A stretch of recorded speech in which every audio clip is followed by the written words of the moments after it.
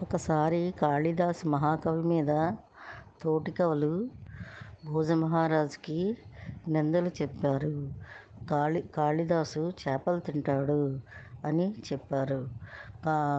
తోటి కవులకి కాళిదాసు మీద అసూయ. భోజమహారాజు సరే అని చెప్పి వాళ్ళు కూడా వస్తాడు.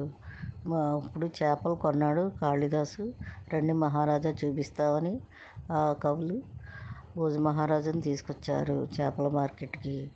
అప్పుడు కాళిదాసుకి ఈ విషయం తెలిసింది. అప్పుడు కాళిదాసు ఒక చేపను కొని తాటాకు చుట్టలో పెట్టి తలా తోక కనపడేలాగా మధ్యలో తాటాకు చుట్ట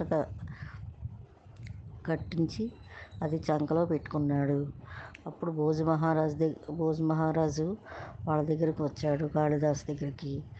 కాళిదాసా ఏం చేస్తున్నావు అంటే, చేపను కొంటున్నాను అంటాడు. ఎందుకు అంటే, ఇది చేప కాదు మహారాజా, ఇది రామాయణం అని చెప్తాడు. అంటే రామాయణమా, అదేంటిది అంటాడు. అలా అయితే తీసి చూపించు అంటాడు.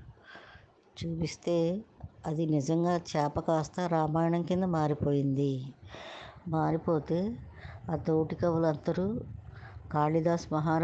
కాళిదాసు పాదాల మీద పడి, కాళిదాస మహాకవి, మమ్మల్ని క్షమించండి, మీరు అమ్మవారి ఉపాసకులు, మీ మీద అసూయపడి రాజుగారికి అబద్ధాలు చెప్పాము అంటారు. నాకు తెలుసు అని భోజమహారాజు గారని కవి మహారాజా అని కౌగిలించుకుంటారు కాళిదాసుని.